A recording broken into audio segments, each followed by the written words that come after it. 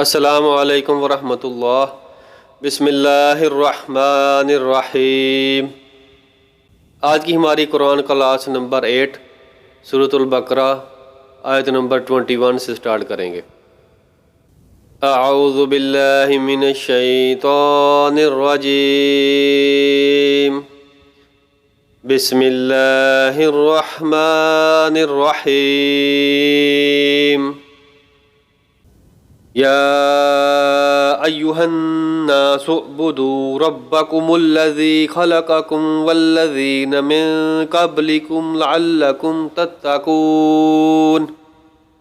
لوگو، بندگی اختیار کرو اپنے اس رب کی جو تمہارا اور تم سے پہلے لوگ جو ہو گزرے ہیں ان سب کا خالق ہے۔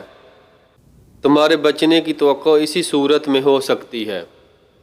لوگو، اللہ تعالیٰ یہاں تمام انسانیت کو مخاطب کر کے اللہ تعالیٰ فرما رہا ہے، اگرچہ قرآن کی دعوت تمام انسانوں کے لیے عام ہے، مگر اس دعوت سے فائدہ اٹھانا یا نہ اٹھانا لوگوں کی اپنی آمادگی پر اور اس آمادگی کے مطابق اللہ کی توفیق پر منحصر ہے۔ لہٰذا پہلے انسانوں کے درمیان فرق کر کے واضح کر دیا گیا ہے کہ کس قسم کے لوگ اس کتاب کی رہنمائی سے فائدہ اٹھا سکتے ہیں اور کس قسم کے نہیں اٹھا سکتے۔ اس کے بعد اب تمام نوع انسانی کے سامنے وہ اصل بات پیش کی جاتی ہے جس کی طرف بلانے کے لیے قرآن آیا ہے، یعنی دنیا میں غلط بیانی، غلط کاری اور آخرت میں خدا کے عذاب سے بچنے کی توقع۔ الذی جعل لکم الارض فراشا والسماء بناء وَأَنزَلَ مِنَ السَّمَاءِ مَاءً فَأَخْرَجَ بِهِ مِنَ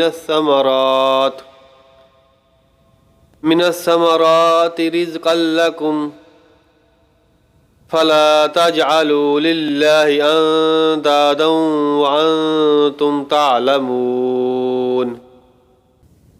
وہی تو ہے جس نے تمہارے لیے زمین کا فرش بچھایا، آسمان کی چھت بنائی، اوپر سے پانی برسایا اور اس کے ذریعے سے ہر طرح کی پیداوار نکال کر تمہارے لیے رزق باہم پہنچایا۔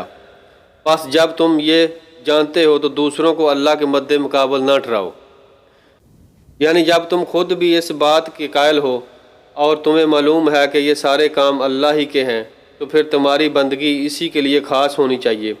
دوسرا کون اور اس کا حقدار ہو سکتا ہے کہ تم اس کی بندگی بجا لاؤ؟ دوسروں کو اللہ کے مد مقابل ٹھہرانے سے مراد یہ ہے کہ بندگی اور عبادت کے مختلف اقسام میں سے کسی قسم کا رویہ خدا کے سوا دوسروں کے ساتھ برتا نہ جائے۔ آگے چل کر قرآن خود ہی اس تفصیل کے ساتھ معلوم ہو جائے گا کہ عبادت کی وہ اقسام کون کون سی ہیں جنہیں صرف اللہ کے لیے مخصوص ہونا چاہیے، اور جن میں دوسروں کو شریک ٹھہرانا وہ شرک ہے جسے روکنے کے لیے قرآن آیا ہے۔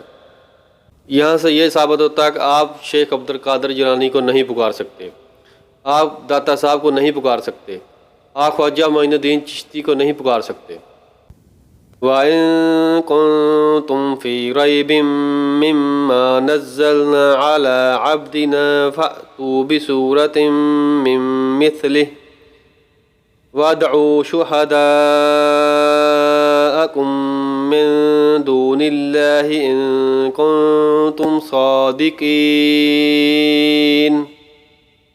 اور اگر تمہیں اس امر میں شک ہے کہ یہ کتاب جو ہم نے اپنے بندے پر اتاری ہے یہ ہماری ہے یا نہیں، تو اس کی مانند ایک ہی صورت بنا لاؤ، اپنے سارے ہم نواحوں کو بلا لو، ایک اللہ کو چھوڑ کر باقی جس کو چاہو مدد لے لو، اگر تم سچے ہو تو یہ کام کر کے دکھاؤ۔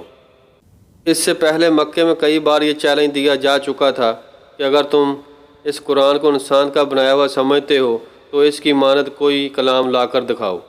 اب مدینہ پہنچ کر بھی اس کا یہی اعتراض کیا جا رہا ہے، جیسا کہ اللہ تعالیٰ نے سورۃ یونس آیت نمبر 38 میں فرمایا ہے، ام یقولون افتراہ قل فأتوا بسورة مثلہ وادعوا من استطعتم من دون اللہ ان کنتم صادقین۔ کیا یہ لوگ کہتے ہیں کہ پیغمبر نے اسے خود بنا لیا ہے؟ کہو اگر تم اپنے اس الزام میں سچے ہو تو ایک صورت اس جیسی بنا کر لاؤ، ایک خدا کو چھوڑ کر جس کو بلا سکتے ہو مدد کے لیے بلا لو۔ پھر اللہ تعالیٰ نے سورۃ الہود میں فرمایا آیت نمبر 13 میں، ام یقولون افتراہ قل فأتوا بعشر سورۃ مثلہ مفتریات وادعوا من استطعتم من دون اللہ ان کنتم صادقین۔ کیا یہ کہتے ہیں کہ پیغمبر صلی اللہ علیہ وآلہ وسلم نے یہ کتاب خود گڑھ لی ہے؟ کہو اچھا یہ بات ہے تو اس جیسی گڑھی ہوئی 10 صورتیں تم بنا لاؤ، اور اللہ کے سوا اور جو تمہارے معبود ہیں ان کو مدد کے لیے بلا سکتے ہو تو بلا لو، اگر تم انہیں معبود سمجھنے میں سچے ہو تو۔ پھر اللہ تعالیٰ سورۃ البنی اسرائیل کی آیت نمبر 88 میں فرماتا ہے، قُلْ لَا إِنِ اجْتَمَعَتِ الْإِنسُ وَالْجِنُّ عَلَىٰ أَن يَأْتُوا بِمِثْلِ هَٰذَا الْقُرْآنِ لَا يَأْتُونَ بِمِثْلِهِ وَلَوْ كَانَ بَعْضُهُمْ لِبَعْضٍ ظَهِيرًا۔ کہہ دو کہ اگر انسان اور جن سب کے سب مل کر اس قرآن جیسی کوئی چیز لانے کی کوشش کریں تو نہ لا سکیں گے، چاہے وہ سب ایک دوسرے کے مددگار ہی کیوں نہ ہو جائیں۔ پھر اللہ تعالیٰ سورۃ الطور میں فرماتا ہے آیت نمبر 33 اور 34 میں، ام یقولون تقولہ بل لا یؤمنون۔ کیا یہ کہتے ہیں کہ اس شخص نے یہ قرآن خود گڑھ لیا ہے؟ اصل بات یہ ہے کہ یہ ایمان لانا ہی نہیں چاہتے۔ فَلْيَأْتُوا بِحَدِيثٍ مِّثْلِهِ إِن كَانُوا صَادِقِينَ۔ اگر یہ اپنے اس قول میں سچے ہیں تو اسی شان کا ایک کلام بنا کر لائیں۔ اس سے پہلے اللہ تعالیٰ نے تمام لوگوں کو مخاطب فرما کر اپنے خالق رب اور واحد لا شریک ہونے پر دلیل قائم کی تھی، اور اب اس پر دلیل قائم کی ہے کہ قرآن اللہ کا کلام ہے، اور اس کلام کو اس نے حضرت محمد صلی اللہ علیہ وآلہ وسلم پر نازل کیا، اور اس میں آپ کی رسالت پر دلیل ہے، کیونکہ عرب اپنی فصاحت اور بلاغت پر بہت فخر کرتے تھے اور اپنے مقابلے میں باقی دنیا کو عجم کہتے تھے۔